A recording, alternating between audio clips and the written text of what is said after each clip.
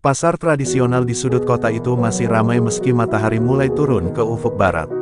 Pedagang kaki lima berusaha menjajakan dagangan mereka dengan penuh harap, sementara pembeli berdesakan di lorong-lorong sempit yang dipenuhi aroma rempah dan makanan hangat.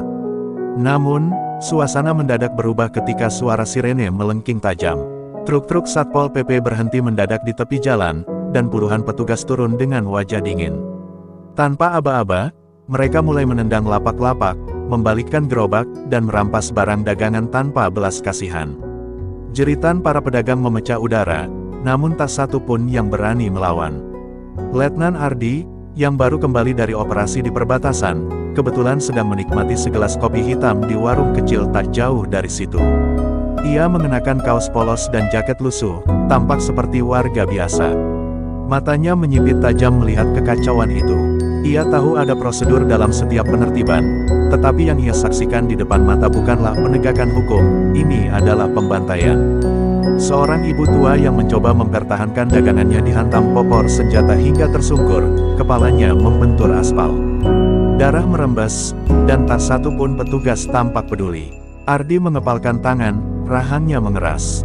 Ia bisa saja tetap duduk dan membiarkan semuanya berlalu, seperti yang dilakukan kebanyakan orang. Tetapi saat matanya menangkap seorang bocah kecil yang berlari menghampiri ibunya yang terjatuh, instingnya sebagai prajurit berbicara lebih cepat dari pikirannya. Seorang petugas bertubuh besar melangkah ke arah bocah itu, mengangkat pentungan tinggi-tinggi. Dalam hitungan detik, tubuh Ardi melesat. Brak, dengan kecepatan kilat, Ardi menangkap pergelangan tangan petugas itu dan memelintirnya ke belakang. Jeritan kesakitan terdengar, disusul suara tubuh besar itu terempas ke tanah. Semua mata beralih padanya. Para petugas lain tertegun sesaat, tak percaya bahwa seseorang berani melawan mereka secara terang-terangan. Ardi melangkah maju, tubuhnya tegap dan matanya menyala penuh kemarahan. Dari balik kerumunan, seorang pria dengan seragam rapi berjalan mendekat. Komandan Sutan Pramana, kepala operasi malam itu. Wajahnya penuh kesombongan, sorot matanya licik. "Siapa kau? Berani-beraninya mengganggu tugas negara?" Suaranya rendah namun beracun. Ardi tak menjawab. Ia menatap Sutan lurus-lurus, lalu melirik ke arah ibu tua yang masih tergeletak tak berdaya di tanah. Napasnya berat. Tugas negara. Sejak kapan tugas negara berarti menginjak-injak rakyat sendiri? Ucapnya dingin. Sutan menyeringai, lalu memberi kode. Dua petugas langsung bergerak, mencabut pentungan dan menyerang. Namun, mereka terlalu lambat. Ardi bergerak secepat bayangan, menangkis serangan pertama dengan mudah sebelum menghempaskan salah satu petugas ke tanah. Yang satunya mencoba meninju, tetapi Ardi merunduk dan melancarkan satu pukulan keras ke perutnya. Petugas itu jatuh berlutut, terengah-engah kesakitan. Kerumunan mulai berbisik, beberapa berani bersorak pelan. Namun, Sutan tidak tinggal diam. Ia melangkah maju, menatap Ardi dengan penuh kebencian. "Aku tidak peduli siapa kau. Tentara, polisi, orang sok jago. Di sini, aku yang berkuasa. Dan kau baru saja membuat kesalahan besar." Ia menjentikkan jarinya, memberi isyarat pada anak buahnya untuk mengepung. Ardi tetap berdiri tegak, tak sedikit pun gentar. Ini bukan pertama kalinya ia dikepung, dan ia tahu ini bukan yang terakhir. Tetapi satu hal yang pasti, ia tidak akan mundur. Bukan ketika kehormatan dan nyawa rakyat kecil dipermainkan seperti ini. Detik berikutnya, pasar berubah menjadi arena perang kecil. Dan bagi Ardi, perang baru saja dimulai. Ardi berjalan perlahan meninggalkan pasar setelah pertikaian singkat dengan Satpol PP malam itu. Bukan karena ia takut, tetapi karena ia tahu ini bukan tempat dan waktu untuk perang terbuka. Para petugas yang ia tumbangkan merintih kesakitan, sementara Sutan hanya bisa menatapnya dengan penuh kebencian. Namun, Ardi tak perlu menoleh untuk tahu bahwa ini belum berakhir. Di dunia militer, ia belajar bahwa musuh yang terhina tidak akan tinggal diam. Dan ia baru saja mempermalukan Sutan di depan anak buahnya. Benar saja, malam itu rumah Ardi dilempari batu. Kaca jendela pecah berantakan, meninggalkan serpihan di lantai. Saat ia keluar dengan waspada, tak ada siapapun, hanya bayangan yang bergerak cepat di gang-gang sempit. Ia tahu ini adalah peringatan. Mereka tidak akan menyerangnya secara langsung, tetapi mereka akan mencoba menekan dari sisi lain. Ketika ia kembali masuk, ponselnya bergetar. Sebuah pesan tanpa nama masuk, "Jangan ikut campur, atau yang lain akan jadi korban." Ardi menghela napas panjang. Ia bisa saja membiarkan ini berlalu, menjalani hidup seperti biasa dan melupakan semuanya. Tapi bayangan ibu tua yang dipukul hingga berdarah, anak kecil yang hampir terkena pentungan, dan suara ratapan para pedagang yang kehilangan mata pencahariannya terus menghantuinya. Ini bukan hanya soal dirinya lagi. Ini soal kehormatan, sesuatu yang lebih berharga dari sekadar keselamatan pribadi. Keesokan harinya, ia mulai menyelidiki. Berbekal informasi dari beberapa pedagang yang berani berbicara, ia menemukan sesuatu yang lebih busuk dari yang ia duga. Rahasia ini bukan sekadar penertiban liar, ini bagian dari permainan kotor Sultan dan atasannya. Mereka bekerja sama dengan mafia properti untuk menggusur para pedagang kecil, menjual lahan dengan harga murah kepada pihak-pihak tertentu, lalu membangun pusat perbelanjaan dan hotel mewah di atasnya. Uang mengalir deras ke kantong para pejabat, sementara rakyat kecil dibiarkan hancur. Namun, semakin dalam ia menggali, semakin besar ancaman yang mengintainya. Suatu malam, saat ia berjalan pulang melewati jalan kecil yang sepi, ia merasakan sesuatu yang aneh. Insting militernya menegang, dan sebelum ia sempat berpikir lebih jauh, 3 sosok muncul dari kegelapan. Mereka tidak berseragam Satpol PP, ini jelas orang-orang bayaran. Tanpa banyak bicara, salah satu dari mereka mengayunkan besi panjang ke arah kepalanya. Ardi bereaksi dalam sepersekian detik. Ia menunduk, membiarkan besi itu melayang di atas kepalanya sebelum membalas dengan pukulan telak ke dada pria itu. Yang lain menyerang dengan pisau, tapi Ardi menangkap pergelangan tangannya dan membantingnya ke tanah. Orang ketiga mencoba menusuk dari belakang, tetapi Ardi berputar cepat, mengunci lehernya dengan lengan sebelum menjatuhkannya dalam satu gerakan mematikan. Dalam waktu kurang dari 1 menit, ketiga pria itu terkapar di tanah, mengerang kesakitan. Ardi menghela napas, menatap tubuh-tubuh yang tergeletak. Ini bukan peringatan lagi, ini adalah deklarasi perang. Jika Sultan berpikir ia bisa menakut-nakutinya dengan serangan bayangan, ia salah besar. Ardi tahu satu hal, kejahatan hanya menang ketika orang-orang baik memilih diam. Dan ia bukan salah satu dari mereka yang akan diam. Malam itu, Ardi mengambil keputusan. Ia tidak akan menunggu lagi. Jika Sultan ingin bermain kotor, maka ia akan memberinya sesuatu yang tidak bisa ditutup-tutupi, kebenaran. Tapi untuk itu, ia harus masuk lebih dalam ke jaringannya, mencari tahu siapa dalang sebenarnya, dan menghancurkannya dari dalam. Dan untuk itu, ia siap mempertaruhkan segalanya, termasuk nyawanya sendiri. Dini hari, Ardi duduk di tepi ranjangnya, menatap ponsel yang kini penuh dengan pesan ancaman. Ia tidak terkejut, justru ia tahu ini akan terjadi. Yang mengejutkannya hanyalah seberapa cepat Sultan dan jaringan kotor di belakangnya bereaksi. Mereka bukan hanya ingin membuatnya takut, mereka ingin membungkamnya. Tapi Ardi bukan pria yang mudah dihentikan. Ia telah menghadapi peluru di medan perang, dan ia tahu bahwa ancaman semacam ini hanyalah ujian untuk melihat seberapa jauh ia berani melangkah. Tanpa membuang waktu, ia menghubungi beberapa rekannya sesama prajurit yang telah pensiun atau keluar dari satuan. Orang-orang yang masih memiliki kehormatan, yang mengerti bahwa tugas seorang tentara bukan hanya berperang melawan musuh di perbatasan, tetapi juga melindungi rakyatnya dari musuh yang ada di dalam negeri sendiri. Satu persatu, mereka mengonfirmasi kesediaan mereka untuk membantu. Ardi tidak sendirian dalam perang ini.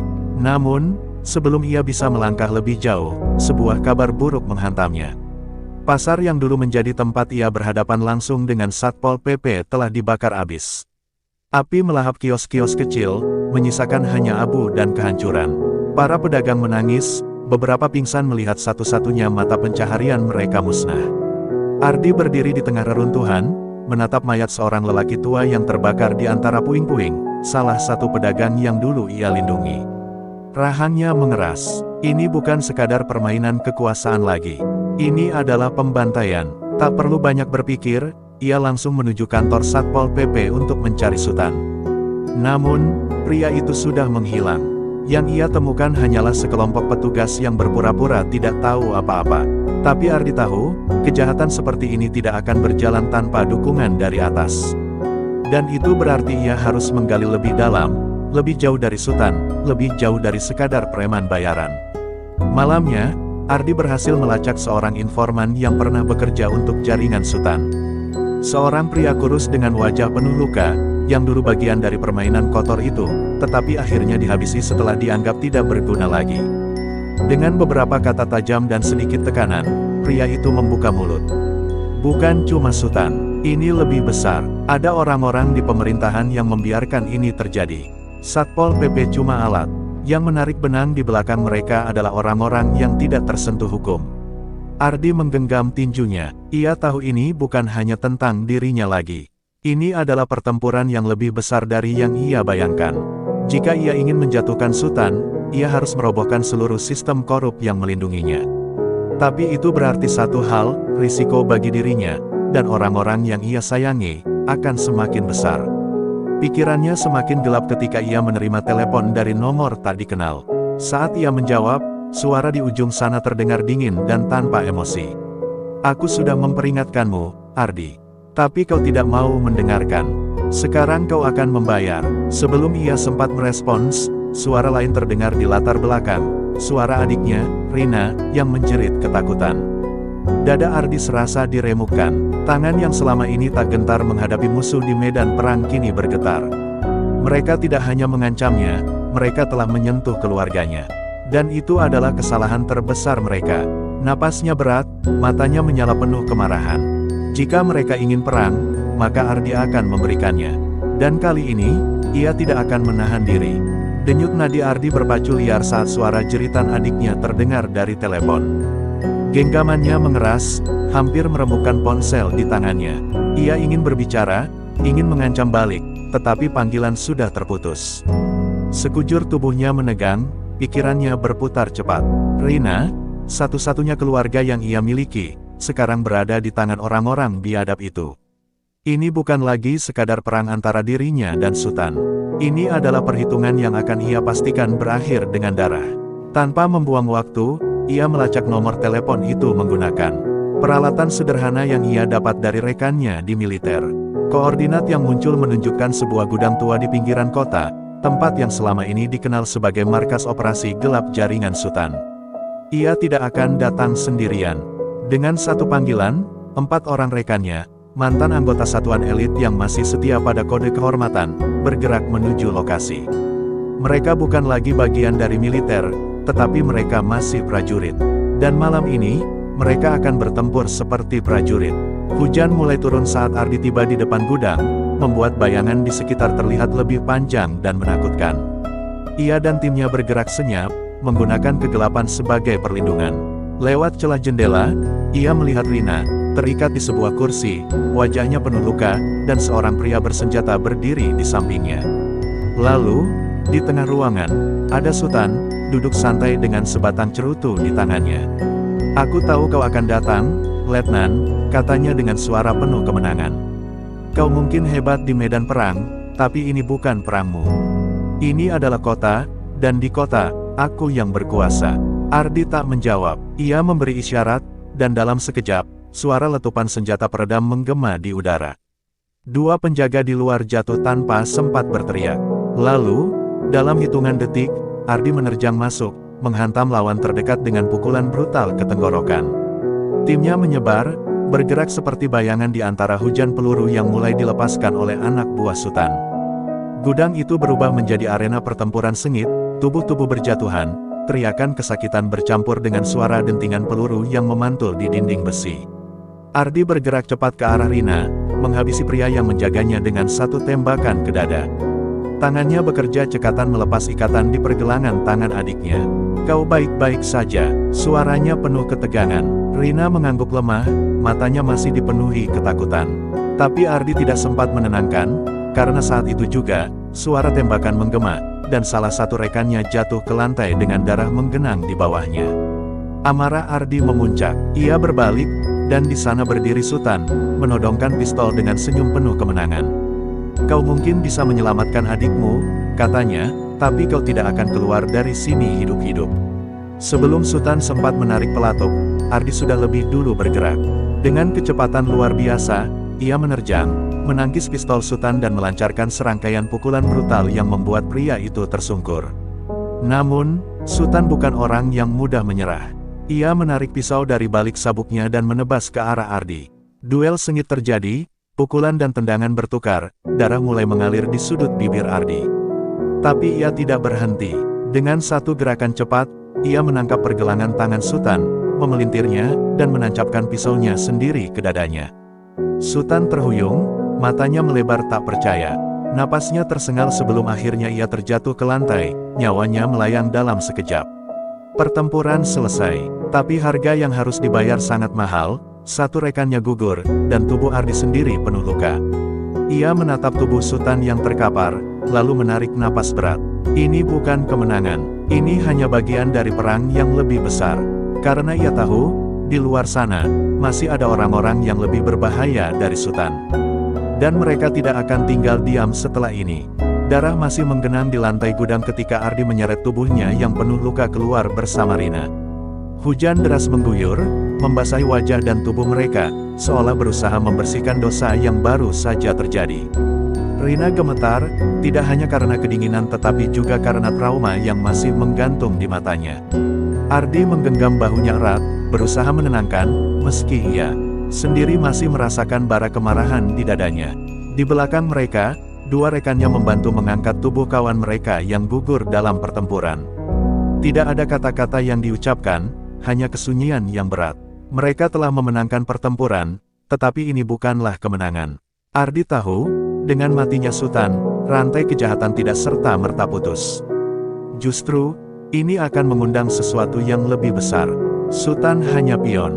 Masih ada orang-orang yang lebih berbahaya di balik semua ini, orang-orang yang punya kekuasaan untuk menghapus jejak dan membungkam siapa saja yang menghalangi mereka. Malam itu, mereka berlindung di sebuah rumah aman, tempat salah satu rekannya bersembunyi. Ardi membersihkan luka-lukanya sendiri dengan perban seadanya, sementara Rina duduk di sudut ruangan, masih berusaha memproses apa yang terjadi. Aku seharusnya tidak membiarkanmu terlibat, suara Ardi lirih, penuh penyesalan. Rina menggeleng, matanya masih berair. Kalau bukan kau, siapa lagi yang akan melawan mereka? Ardi menatap mata adiknya lama. Ia ingin percaya bahwa keadilan masih bisa ditegakkan, tetapi dunia yang ia hadapi sekarang berbeda dari medan perang yang biasa ia kenal. Musuh di sini tidak terlihat. Mereka tidak bersembunyi di balik senapan, melainkan di balik meja kekuasaan, dengan pena dan tanda tangan yang lebih mematikan dari peluru. Mereka bisa menghapus keberadaan seseorang tanpa harus menarik pelatuk. Dan kini, Ardi tahu bahwa ia sudah menjadi target berikutnya. Keesokan harinya, berita di televisi membuat darahnya mendidih. Seorang pejabat Satpol PP ditemukan tewas dalam insiden misterius. Dugaan sementara, ia terlibat dalam sindikat ilegal. Polisi sedang menyelidiki. Wajah Sutan muncul di layar, tetapi narasi yang disampaikan berbeda dari kenyataan. Mereka mencoba mengaburkan fakta, seolah-olah Sutan adalah korban, bukan pelaku. Lebih buruk lagi, tidak ada satupun berita tentang kebakaran pasar, atau tentang pedagang yang dibantai. Semua seakan terhapus begitu saja. Aku sudah menduga, gumam salah satu rekannya sambil menghisap rokok. Orang-orang di atas tidak akan membiarkan ini terbongkar. Mereka akan menutupi semuanya, dan kita yang akan dikejar sebagai pelaku sebenarnya. Ardi mengangguk pelan. Ia tahu apa yang akan terjadi selanjutnya. Mereka akan menjadi buronan, diburu oleh aparat yang dikendalikan oleh tangan-tangan tak terlihat. Tak lama, ponselnya bergetar. Sebuah pesan masuk dari nomor tidak dikenal. Kau sudah melangkah terlalu jauh, Letnan. Tapi kami bisa memberimu kesempatan. Serahkan dirimu, atau kami akan mengambil sesuatu yang lebih berharga darimu. Ardi mengepalkan tangan, rahangnya mengeras. Mereka tidak akan berhenti. Mereka akan terus menekan, mengancam, dan menghancurkan semua yang ia cintai. Tapi satu hal yang mereka tidak pahami, Ardi bukan orang yang bisa ditekan. Jika mereka ingin perang, maka ia akan memastikan mereka merasakan neraka. Dan kali ini, ia tidak akan hanya bertahan. Ia akan menyerang.